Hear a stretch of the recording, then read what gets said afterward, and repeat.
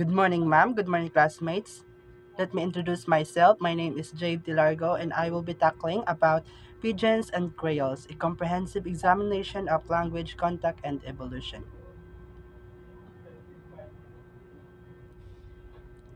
Contents. Number one, language adaptation, pigeons and creoles. Number two, key distinctions. Number three, historical context. Number four, real-world examples. Number five, linguistic features. Number 6, the creolization process. Number 7, pigeons versus creoles, a summary. Number 8, explaining creole origins. Number 9, broader linguistic implications. And lastly, number 10, language adaptation and evolution. Learning objectives. At the end of this lesson, students are expected to define and differentiate pigeons and creoles. Analyze the socio-historical context of creole information. Number 3, evaluate competing theories of Creole genesis. Lastly, apply concepts to specific examples. Introduction.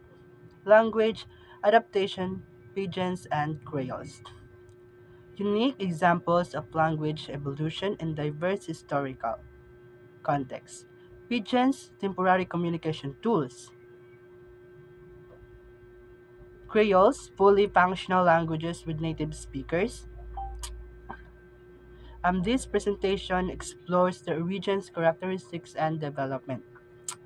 When we say pigeons, these are described as temporary communication tools. They're simplified languages that emerge when people with different language need to interact.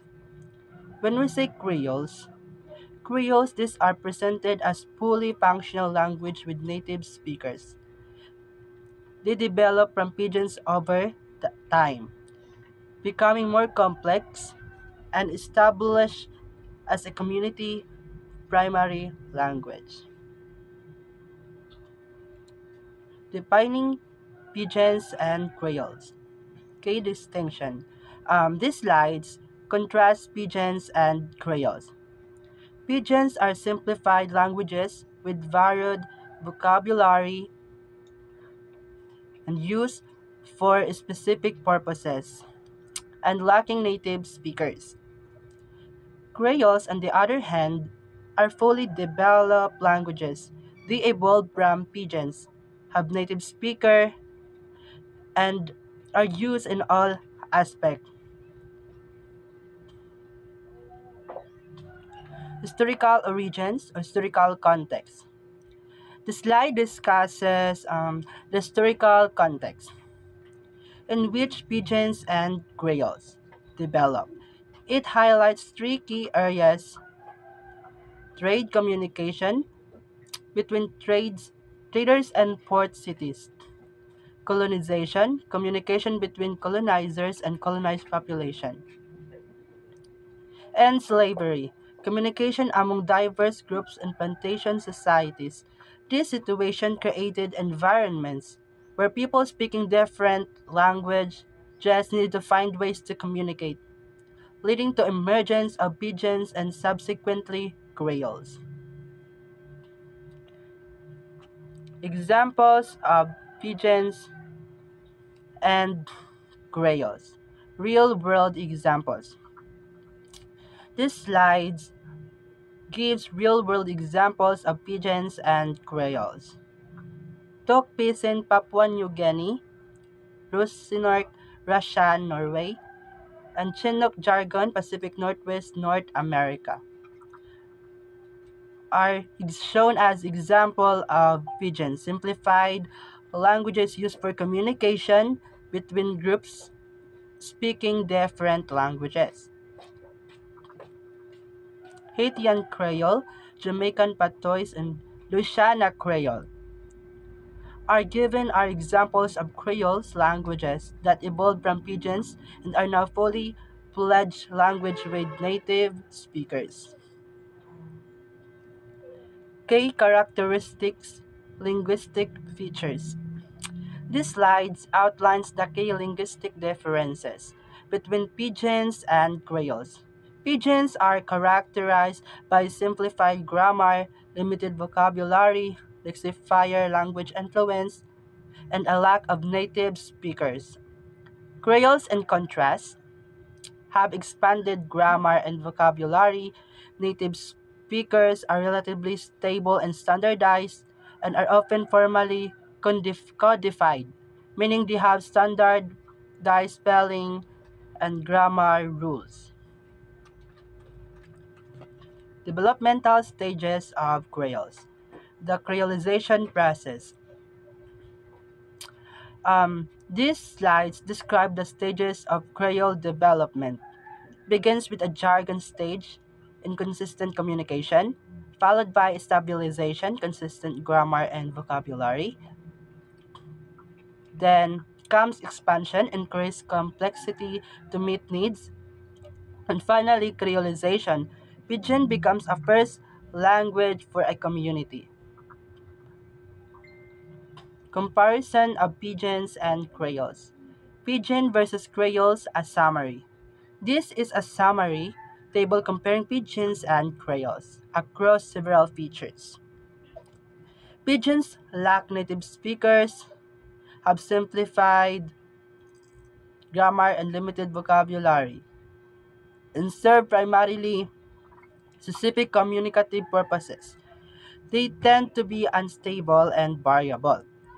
Creoles, conversely, do have native speakers, are more complex grammatically with expanded vocabularies, serve a full range of communicative functions, and are relatively stable and standardized. Theories of Creole Genesis. Explaining Creole origins. This slide presents three competing theories explaining the origins of Creole languages. Substrate hypothesis.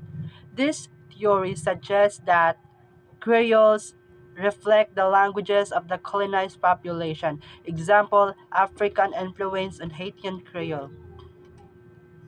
However, a criticism is that theory doesn't fully explain how specific features are selected and combined. Number two, superstrate hypothesis. This theory proposes the Creoles primarily derive from the dominant colonial language or lexifier language. An example would be non-standard varieties of the lexifier language, influencing the Creole. Lastly, universalist hypothesis. This theory argues that innate language acquisition derives Creole formation. Bickerton's bioprogram hypothesis falls under the category. A criticism is that this theory may overemphasize the rule of abrupt creolization and child language acquisition. Creolistic and general linguistics. Broader linguistic implications.